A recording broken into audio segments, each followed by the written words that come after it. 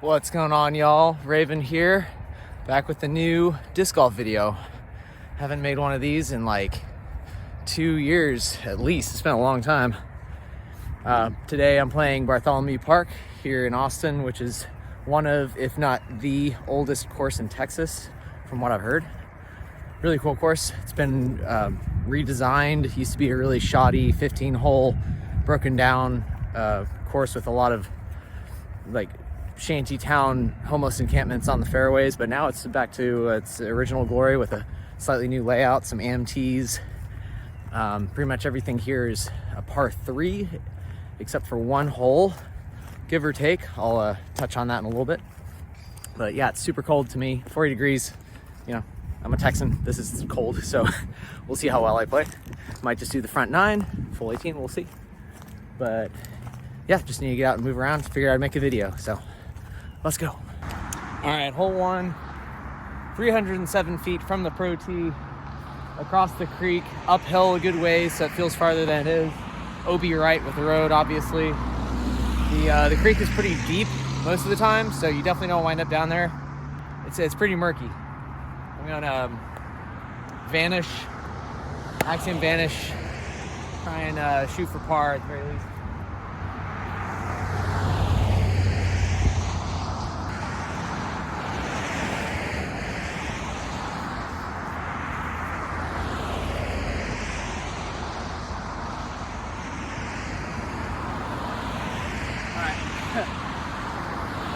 Missed inside by a good margin, but somehow cut through all those branches.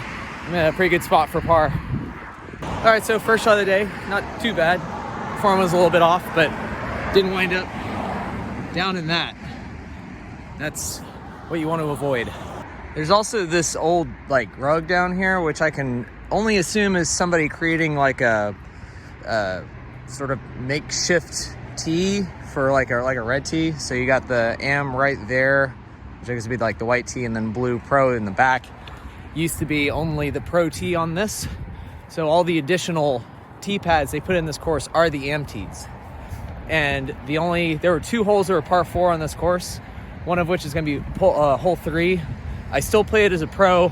I still play it as a par 4 from the pro tee. And oh, my disc landed in a pretty darn good spot, honestly. Long circle 2, barely look at birdie. But yeah, hole 3, the pro tee is a lot of fun. The way the trees grew up, I still think it plays as a par 4, unless you're a complete beast. And the AM on that one's kind of not super fun. So that's how I'm going to play it. Only one par 4. Everything else on this course is a par 3.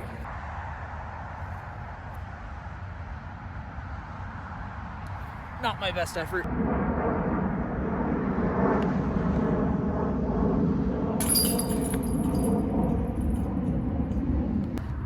Mark 3.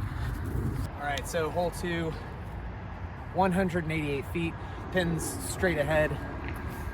This one is always really hard for me. I don't have the best forehand game. I'm still working on that, but it's, you know, as the crow flies, it's pretty straightforward and easy. It's just a very narrow gap. I feel the forehand play is better.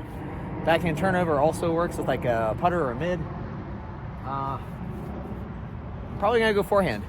It's a high risk, high reward game for me, but it's really the only way I can ever birdie this hole. I'm gonna go with my custom dyed Mint Discs Jackalope. Nice and flippy, hopefully it holds.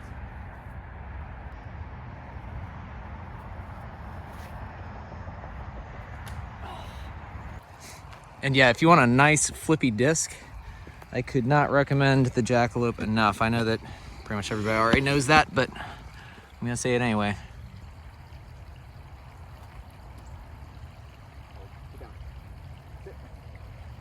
Good, not great.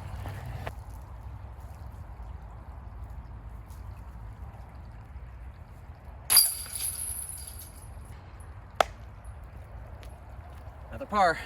I'll take it. And among all the courses in Austin, I feel like here at Bart, you always find something weird on these baskets. This time it's a shoe. Once before I found a container which was full of what I can only imagine was, well, I don't even want to say what it was. And now on to hole 3, the pro tee again. Oh, this is the hole I was talking about before, which I still play as a par 4. It's a really cool tee.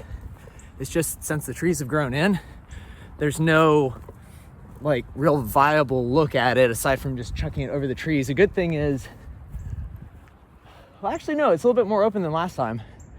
They might have done a little bit of course maintenance and cut these back, but that's pretty much it. Straight ahead, that's the gap. So better than it was. I don't know if it's just because there are no leaves on the trees, but this is pretty nice. So yeah, I play this as a par 4, straight ahead, across that little ditch. It's not even really a ravine or anything like that. It's just a small ditch with a bunch of brambles right by that safety cone. I don't know if you can even see that from here, but right by the safety cone. I'm gonna have to look on UDisc to see how far this is, but I'm guessing it's somewhere around like 400 feet. And then the pin is slightly to the left. So you'll see. Okay, just checked on UDisc. It is 477 feet. So it's a makeable birdie or even eagle possibly for those big arms out there. But some people, the reason they have this as a par 3 is since they installed, this was always a 4 in the olden days, but since they installed the AMT down below, that became a 3. So by default, this is now also a 3. But again, playing as a 4. I typically go backhand flex on this one, let it fight out, go for the par. I'm thinking hyzer flip with the vanish. Get it there.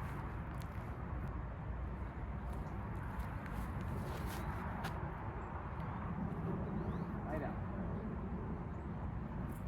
Okay, I lied. I threw it on Annie, and that worked perfectly. If I have a really good approach, I might have a look at birdie. We'll see. Oh yes, I made a good ways past the AMT, which is awesome. I think the benefit of throwing an anhyzer, if you don't have a massive arm, a normal person like me, let it get around this tree and then fight back onto the fairway, so at least you have a nice straight look at the pin, which is right over there. It's a really cool hole. I don't believe it's a par 3 from up there. It's insane.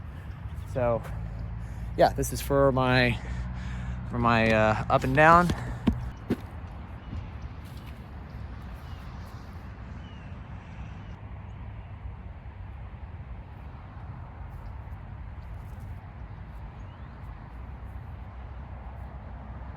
Oh! I thought I was about to eagle that.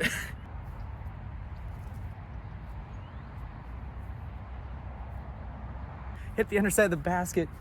That'll probably be the highlight shot of the entire game. I cannot believe that. That was so freaking close. Underside of the basket with the grace.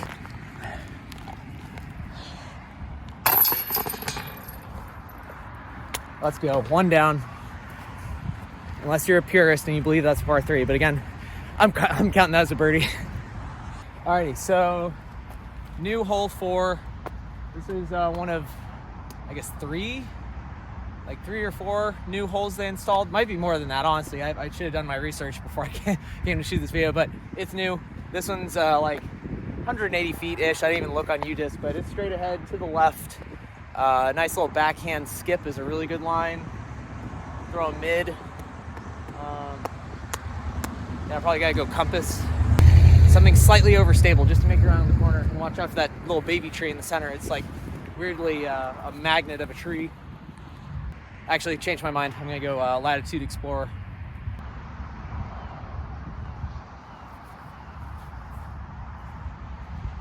Too high.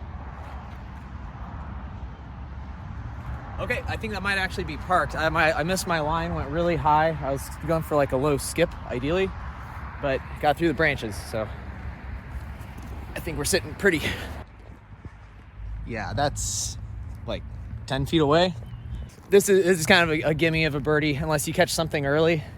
It's kind of hard to go long. OB is like way past. It's a well-designed hole. I like that they added in something a little bit more fair for the less experienced, or if you're just having a bad round and you need something to pick your spirits up, this is a good one.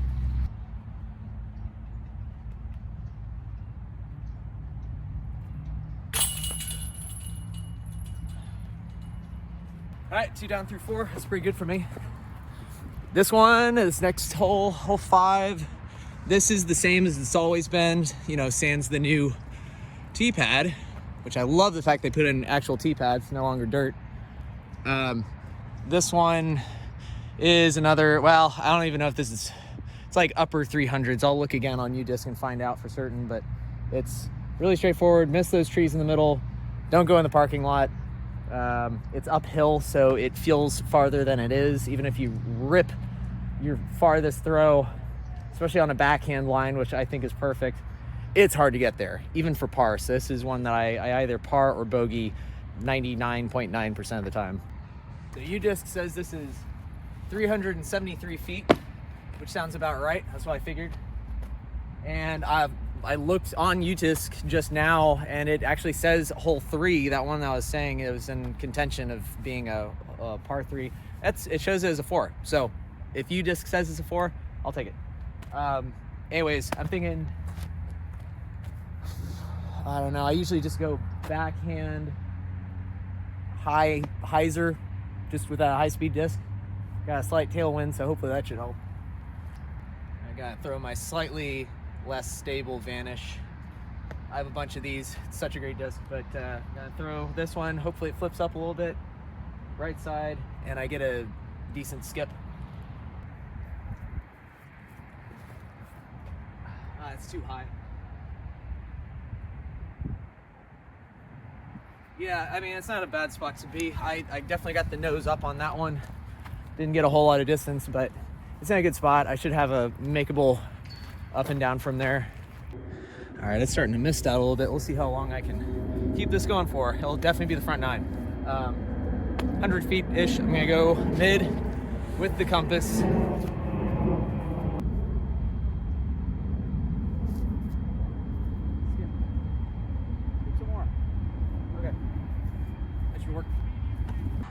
Yeah, that's good. That should do the trick.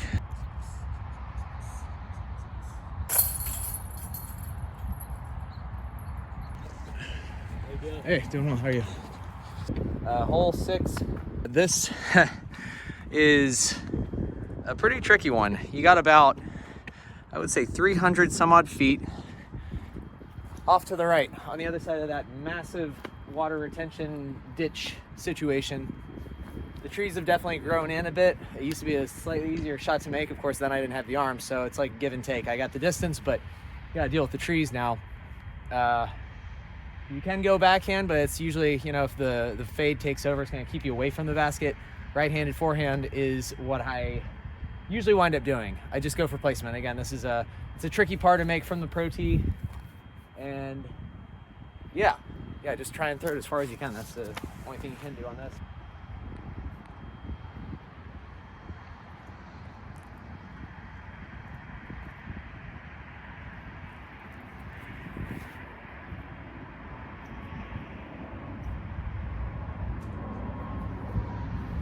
Yeah, not my best effort. It was a little bit wobbly out of the hand. My discs are all wet now and my hands are cold, so it's not the best combination, but that's not a bad spot to be. It's over the ditch, and from there you have to get underneath that oak tree, which is kind of tricky. The basket's out in the open though, so with the road behind, OB, but it's pretty hard to miss from there. So yeah, if you wind up down there, it's pretty messy. A lot of garbage and just slimy, fetid water, but this lie is not bad at all. Playing for par, I'm happy with this. I'm somewhat obstructed, but I think like a forehand flex should get me there.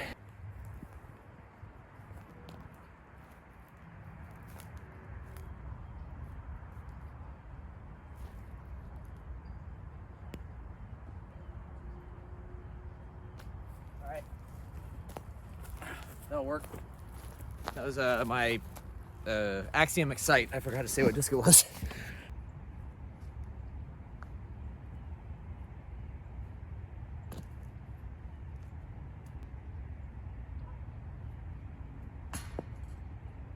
No.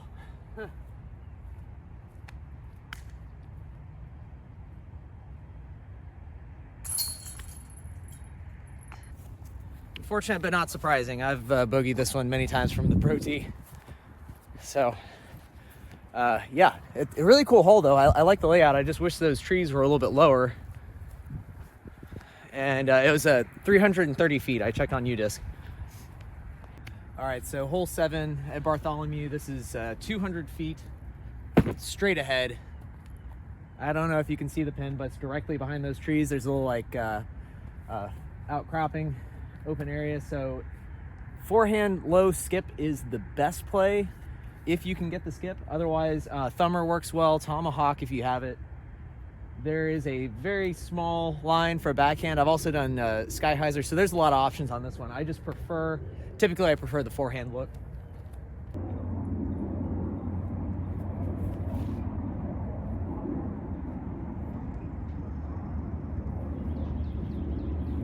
Not too bad. I definitely threw that a little bit wider than I needed to because I was trying to avoid that tree, so I overcorrected. But got a good skip. That Grace has a really nice angle on it to pop up, so I got a circle 2 look for birdie. Actually, never mind. I think this is just barely inside circle 1.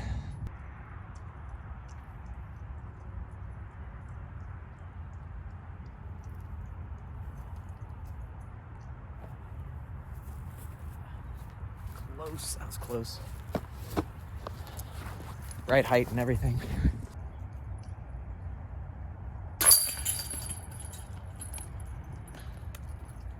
Okay, hole 8. Not an easy hole. This is one that I play for par. I've birdied it twice in the many times I've played this course. There's a lot of trouble to be had on this one. You got this tree on the right, which is nothing but thorns, really sharp thorns. You got the hill, which you can play into. That's like your one saving grace. Slightly raised basket. The pin is dead ahead on top of that second hill. So you got the hill on the left, little mound, and then the creek on the right-hand side is a black hole. You do not want to wind up down there. It's like usually not even a look for bogey. So you wind up down there, you're probably taking a double. OB left past that walkway those people are on right now. So my usual play, get something straight like a crave or a mid or, you know, something you know what it's going to do. Thankfully, it's not windy right now. And just punch it straight forward, let it bite into the hill. Forehand play doesn't really work here unless you're a monster. So with my hands freezing and the way the weather is, I'd be really happy if I walk away with the par on this one. But going crave, straight flyer, wait for these people to walk by so I don't hit anybody. I didn't capitalize on that good lie on the last hole, so hopefully I can at least salvage a par here and not wind up even.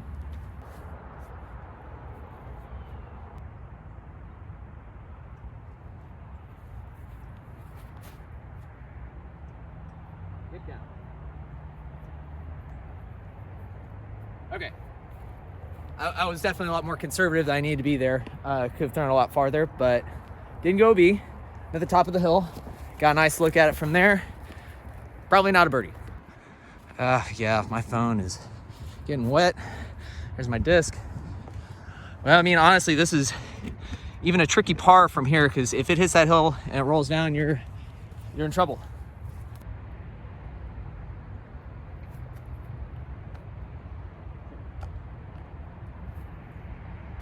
I don't like Prodigy discs, but I love that as a throwing putter. That's like the one exception. The PA3, great disc. All right, Disc Golf Valley, just tap it in. Lovely. Okay, hole 9, last one for today. I really wish I could have filmed more, but it's starting to rain a little bit harder, even if you can't see on the camera. And yeah, it's cold. So I'm gonna come back and finish the rest of this course another time when it's nice out. But hole 9, danger Will Robinson. This one you're very tempted to throw forehand, and it can work, but the basket, the pin is on the right hand side. It's a big arcing left to right shot, so if you take any kind of skip at all, that hillside's really steep, and you find water real fast too, because that's one of the deeper sections of the creek on this course. So don't go down there. I think backhand flex with like a mid-range works pretty well. Let it fight out, hit the hillside, stop hopefully in the circle. There are a good number of trees down there or guardian trees that will stop you from doing so, but it's not super hard. You throw it high enough and wide, it should be okay.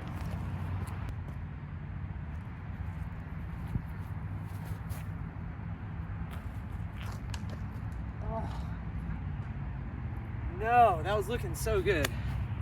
Barely caught that branch. Yeah. It's one of those trees I was talking about.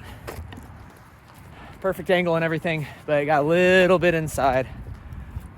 Just barely. Yeah, I don't know if the camera did justice, but had that been just a couple feet left, would have been parked.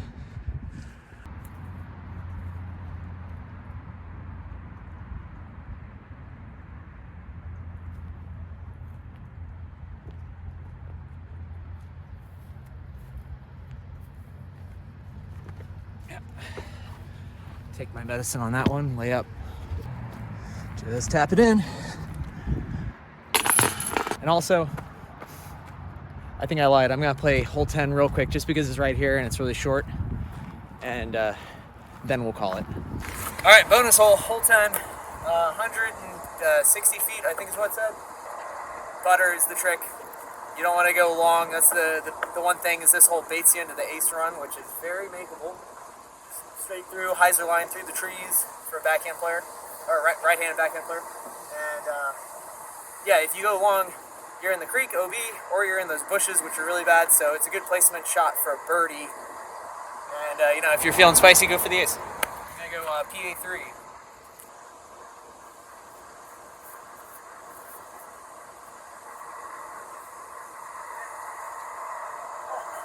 Okay. Kind of wound up giving that more of an ace run bid than I meant to, but should have a pretty easy look for birdie. Way more obstructed than I thought. I'm like right there. And hey, look, there's yet another shoe.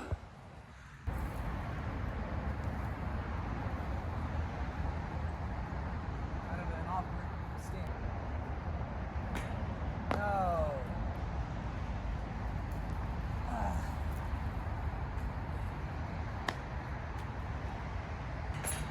Okay, well, that was a really anticlimactic way to end the round. I thought that was a birdie for sure. But anyway, great course. I'm gonna come back and finish it all when my hands aren't freezing and it's not, you know, not everything isn't soaking wet. But anyways, Raven signing out. I hope you enjoyed the video. I'll be making a lot more of these real soon. And yeah, back 9 of this next time, and then I'll just go through the litany of different Austin courses. But I'll catch you next time.